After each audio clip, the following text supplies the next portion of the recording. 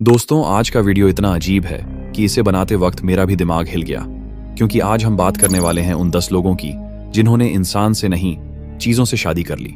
भला सोचिए, कोई एक ऊंचे टावर से शादी कर ले और उसे पति मानकर हर साल एनिवर्सरी भी मनाए। कोई अपने मोबाइल फोन से इतना प्यार करे कि उसी से शादी कर बैठे और हर पल उसे ही चूमता रहे, और कोई गुब्बारे को इतना अपना मान ले कि उसे दुल्हन की तरह सजाकर शादी कर ले और रात को भी उसी के साथ सोए।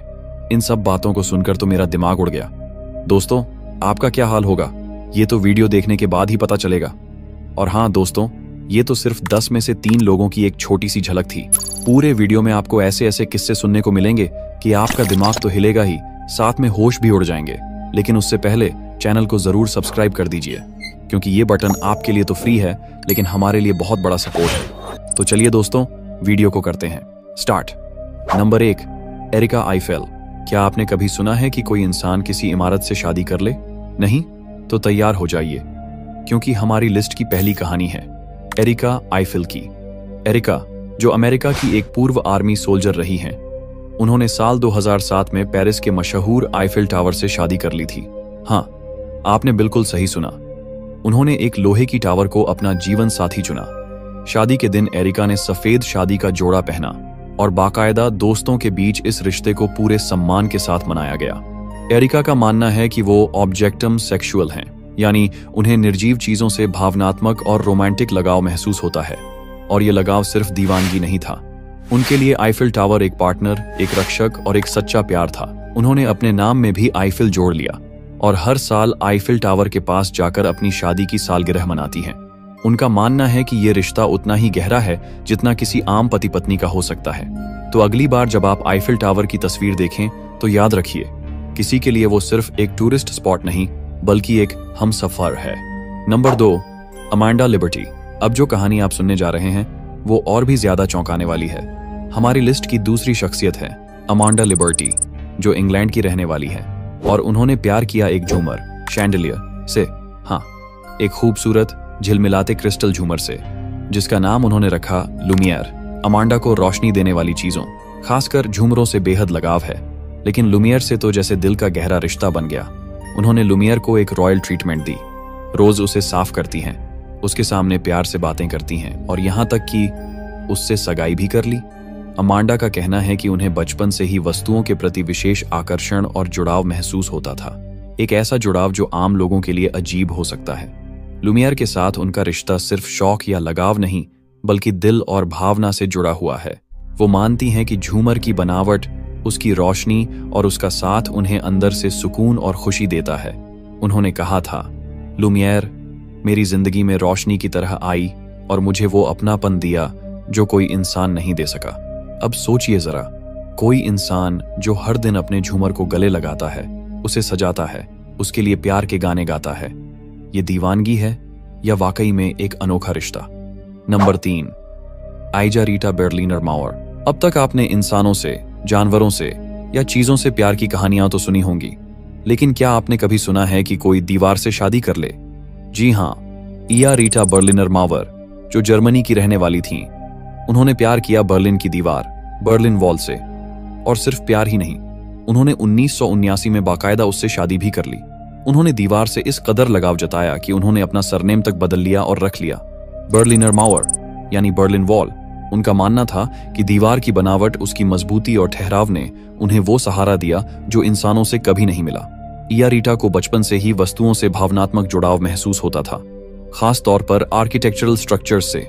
जब उन्होंने पहली बार बर्लिन वॉल को देखा तो वही पल था जब उन्हें प्यार हो गया।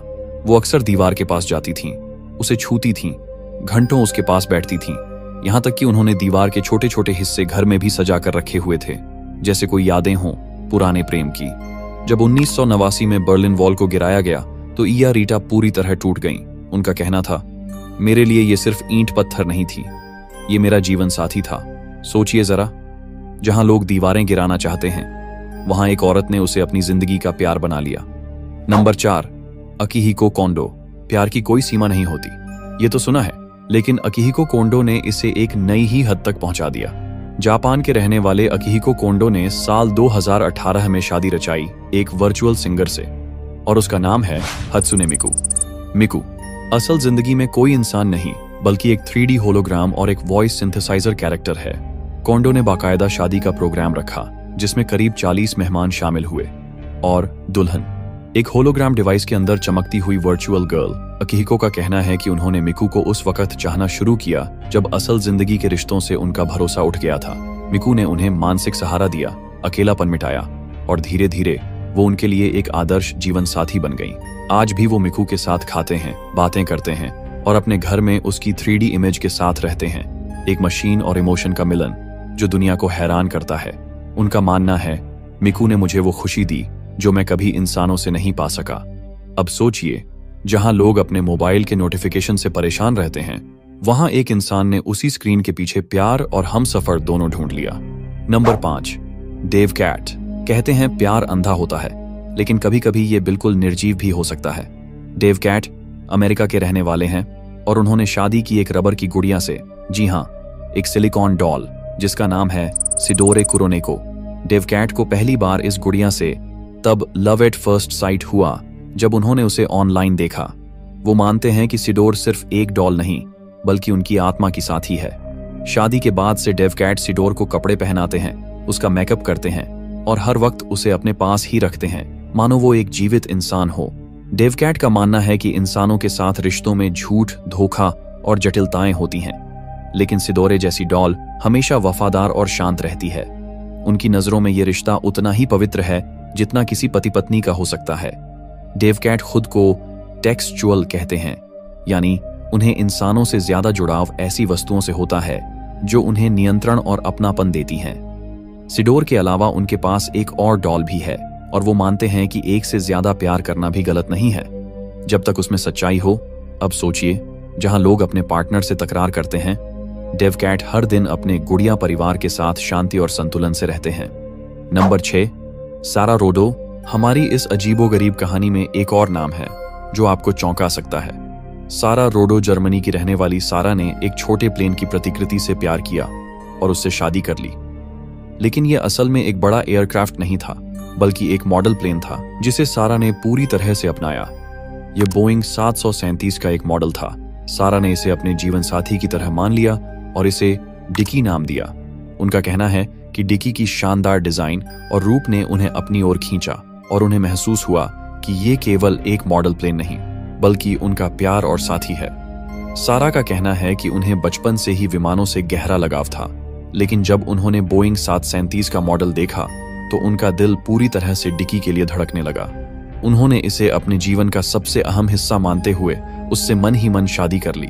सारा रोज इसे सजाती हैं, इसकी देखभाल करती हैं और इसके साथ अपने घर में समय बिताती हैं। उनका मानना है कि डिकी के बिना उनकी जिंदगी अधूरी है और यह रिश्ता एक तरह से दिल का जुड़ाव है जो किसी इंसान के साथ भी हो सकता था। अब सोचिए, जहां लोग सच्चे प्यार के लिए इंसान की तलाश करते हैं, वहां सारा ने एक मॉडल प्लेन को अपना जीवन साथी बना लिया। उन्हें डिकी के साथ वह मानसिक शांति और खुशी मिलती है जो उन्होंने कभी किसी इंसान से नहीं पाई। नंबर 7, मेरीवोन रोचा मोराइस। दुनिया में प्यार के हजारों रूप होते हैं, लेकिन ब्राजील की मेरीवोन रोचा मोरिस ने जो किया वो सबके होश उड़ा देने वाला था। इस महिला ने किसी इंसान से नहीं बल्कि कपड़े से बने एक डॉल से शादी रचा ली। इस डॉल को उन्होंने बड़े प्यार से कोट पैंट पहनाकर दूल्हा बनाया और खुद शादी का जोड़ा पहनकर पूरे रीति रिवाज से शादी की। शादी सिर्फ ड्रामा नहीं थी, घर वाले, दोस्त, पड़ोसी सब इस शादी में शामिल हुए और इसे पूरी गंभीरता से मनाया गया। शादी के बाद मेरीवोन हर साल अपनी मैरिज एनिवर्सरी भी मनाती हैं और वो अपने डॉल पति को हमेशा अपने साथ रखती हैं। चाहे बाजार जाना हो या टीवी देखना, वो उसे कभी अकेला नहीं छोड़ती। उनके लिए यह रिश्ता पूरी तरह सच्चा, गहरा और भावनाओं से भरा हुआ है। मेरीवोन ने दावा किया कि शादी के बाद डॉल के साथ उनका इतना गहरा रिश्ता बना कि वह प्रेग्नेंट हो गईं। जी हाँ, हैरानी की बात यह है कि डॉल ने उन्हें प्रेग्नेंट कर दिया और फिर वह अस्पताल गईं जहां उन्होंने एक डॉल बच्चे को जन्म दिया। डॉक्टरों ने उनका इलाज भी किया और उन्होंने एक मां के रूप में खुशी जाहिर की। लेकिन बात यहीं खत्म नहीं होती। मेरीवोन ने बताया कि उन्होंने ऐसे 3 बच्चों को जन्म दिया और हर बार वह उतनी ही खुश और भावुक रहीं जैसे कोई असली मां होती है।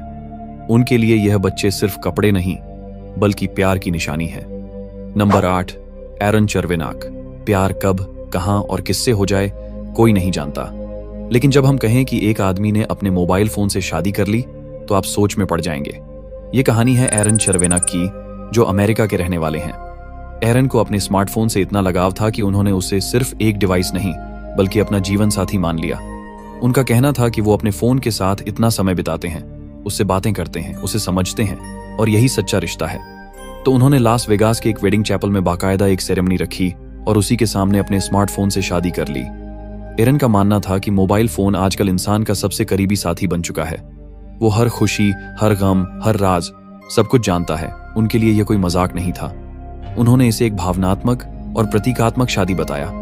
उनका कहना था कि अगर इंसान एक दूसरे के साथ प्यार और रिश्ता निभा सकता है तो टेक्नोलॉजी से भी एक भावनात्मक रिश्ता हो सकता है। और यही सोचकर एरन ने पूरी दुनिया को चौंका दिया, ये दिखाकर कि कभी कभी प्यार स्क्रीन के उस पार नहीं, स्क्रीन के अंदर भी हो सकता है। भले ही आपने एक असली इंसान से शादी की हो, लेकिन दिल पर हाथ रखकर बताओ, क्या आप अपने लाइफ पार्टनर से ज्यादा वक्त अपने फोन को नहीं देते? हाँ या ना? कमेंट में जरूर बताना। नंबर 9, किस्सा आकाश मजूमदार। दोस्तों, हमारे भारत में भी अजीब प्रेम कहानियों की कोई कमी नहीं, और जब बात प्यार की हो तो हम भी किसी से कम नहीं। ये कहानी है मुंबई के रहने वाले आकाश मजूमदार की, जिन्होंने एक इंसान से नहीं बल्कि एक गुब्बारे से शादी कर ली।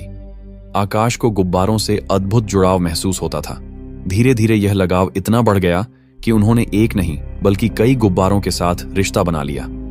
आकाश ने बाकायदा शादी की रस्में निभाईं और एक मुख्य गुलाबी रंग के गुब्बारे को अपना जीवन साथी घोषित किया।